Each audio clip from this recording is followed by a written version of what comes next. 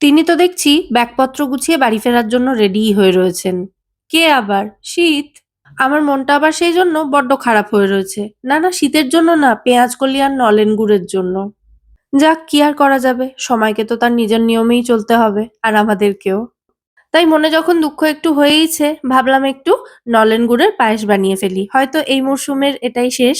গ্যাসে কড়াই গরম করতে বসিয়ে এদিকে আমি চালটা মেপে নিচ্ছি। ১.৫ লিটার দুধ নিয়েছি, তাই ১.৫ মুঠো চাল নিলাম। ওজনে এখানে মোটামুটি ওই ৭৫ গ্রাম মতো চাল রয়েছে। চালটাকে কিন্তু এখনই ধুচ্ছি না, চালটাকে জাস্ট পর্যাপ্ত পরিমাণে জল দিয়ে ভিজিয়ে রেখে দেব ১৫ মিনিট মতো। মানে পায়েসের জন্য বাকি সমস্ত প্রিপারেশন এগোতে এগোতে যেটুকু সময় থাকে সেইটুকু সময়ের জন্যই আমি চালটা ভিজিয়ে রাখলাম, আগে থেকে কিন্তু ভেজাইনি। এদিকে কড়াইটা ভালো মতো গরম হয়ে গেলে এর মধ্যে দিয়েছি আমি ১ টেবিল চামচ মতো ঘি। ঘিটা গরম হয়ে গেলে ১ মুঠো মতো কাজু কিশমিশ দিয়ে এগুলোকে হালকা করে ভেজে তুলে নেব। পায়েসে কাজু কিশমিশটা আপনারা না ভেজেও দিতে পারেন, তাতেও কোনো অসুবিধা নেই, তবে এভাবে ঘিয়ে হালকা একটু ভেজে দেওয়া হলে পায়েসের স্বাদ ভালো হয়। তো কাজু কিশমিশটা হালকা করে ভাজা হয়ে গেলে এটাকে আমি তুলে নিচ্ছি। তারপর কড়াইতে বাকি যেটুকু ঘি আছে তার মধ্যেই আমি ১.৫ লিটার লিকুইড দুধ এড করে দিলাম। আমি কিন্তু এখানে ফুল ক্রিম দুধ নিইনি, তবে আপনারা চাইলে ফুল ক্রিম দুধ দিয়েও পায়েসটা তৈরি করতে পারেন। তো ১.৫ লিটার দুধ মানে ৩ প্যাকেট দুধ পুরোটাই আমি এখানে ঢেলে দিয়েছি। দিয়ে একবার ভালো করে নাড়াচাড়া করে মিশিয়ে দিচ্ছি। এবার দুধটা ফুটে, ফুটে একটু ঘন হওয়া পর্যন্ত অপেক্ষা করব। মোটামুটি ১০-১৫ মিনিট মতো দুধটা আমি ফুটিয়ে নিয়েছি। দুধটা এখন একটু ঘন হয়ে গেছে আগের থেকে। তো এবার ভিজিয়ে রাখা চালের জলটা ফেলে দিয়ে এর মধ্যে দিয়ে দেব। মানে চাল ভেজানো এই জলটা কিন্তু পায়েসের মধ্যে দেব না। আর পায়েসের জন্য চালটাকে কিন্তু খুব বেশি কচলে, কচলে বা খুব বেশি বার ধোয়ার দরকার নেই। এই যে চালটা ভেজানো ছিল, জলটা ফেলে দিলেই হবে।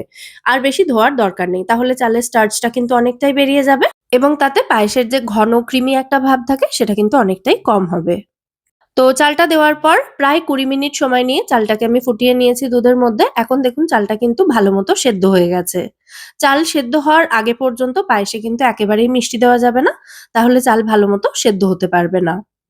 তো যখন দেখবেন চালটা একেবারে সেদ্ধ হয়ে নরম হয়ে গেছে, তখন এর মধ্যে মিষ্টি দিতে হবে।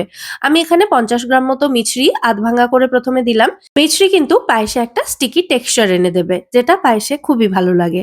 আপনারা কিন্তু শুধুমাত্র গুড় দিয়েই এখানে পায়েসটা তৈরি করতে পারেন। তো মিছরিটা দেওয়ার পর পায়েসটা ঘন হওয়া পর্যন্ত আবারও এটাকে রান্না করে নেব। আর মাঝে এর মধ্যে ভেজে রাখা কাজু কিশমিশটাও দিয়ে দিয়েছি। অল্প একটু রেখে দিয়েছি সাজানোর জন্য। আস্তে, আস্তে দেখুন পায়েসটা কিন্তু অনেকটাই ঘন হয়ে এসেছে। এই পায়েসটা কিন্তু চটজলদি রান্না হয় না। পায়েসটা পুরোপুরি তৈরি হতে প্রায় ঘন্টাখানেক সময় লেগে যায়। মানে ওই ৫০-৫৫ মিনিট বা ১ ঘন্টা মতো লেগে যেতে পারে। আস্তে, আস্তে সময় নিয়ে ধৈর্য ধরে দুধ ফুটিয়ে, ফুটিয়ে ঘন করে যতক্ষণ না চাল দুধের মধ্যে এরকম অনেকটাই ভেঙে, ভেঙে মিশে যাবে, ততক্ষণ পর্যন্ত পায়েসটা রান্না করতে হবে। তাহলেই না পায়েসের আসল টেক্সচার আসবে। তো যখন দেখবেন পায়েসটা অনেকটা ঘন হয়ে ছিটতে শুরু করেছে, মানে পায়েসের যে লিকুইড পোরশনটা সেটা একটু ছিটে বাইরের দিকে আসছে, তো সেই সময় বুঝতে হবে পায়েসটা একদম রেডি হয়ে গেছে গুড় মেশানোর জন্য। তো আমি এর মধ্যে ১৫০ গ্রাম মতো লিকুইড নলেন গুড় এড করেছি। আপনারা পাটালি গুড়ও দিতে পারেন। দিয়ে ভালো করে মিশিয়ে দিচ্ছি এটাকে। গ্যাসের ফ্লেমটা কমানো রয়েছে। ভালো করে মিশিয়ে নিয়ে তারপর গ্যাসের ফ্লেমটা আবারও একটু মিডিয়ামে করে দিয়ে এটাকে ৩-৪ মিনিট ফুটিয়ে নেব। পায়েস কিন্তু ঠান্ডা হওয়ার পর অনেকটাই ঘন হয়ে যায়। সেই কারণে এরকম একটু লিকুইড টেক্সচার থাকাতেই, মানে এরকম একটু পাতলা থাকাকালীনই এটা নামিয়ে নিতে হবে। টেক্সচারটা আশা করি দেখে বুঝতেই পারছেন। একদম পারফেক্ট একটা টেক্সচার হয়েছে। তো এবার আমি গ্যাসের ফ্লেমটা অফ করে নামিয়ে নেব। আমার যে সকল বন্ধুদের রান্নায় এক্কেবারে নতুন হাতেখড়ি হয়েছে, তাদের কথা মাথায় রেখেই ডিটেইলে রেসিপিটা দেখালাম। ভালো লাগলে একটা লাইক এবং শেয়ার করে দেওয়ার অনুরোধ রইল। ও হ্যাঁ, আরেকটা কথা, পায়েসে মিষ্টির পরিমাণটা কিন্তু অবশ্যই যে যার স্বাদ অনুযায়ী বাড়িয়ে বা কমিয়ে দিতে পারেন। মানে অনেকেরই তো কম মিষ্টি খাওয়া বা বেশি মিষ্টি খাওয়ার ব্যাপার থাকে। তো তারা সেই বুঝে মিষ্টিটা অ্যাডজাস্ট করে দিতে পারেন।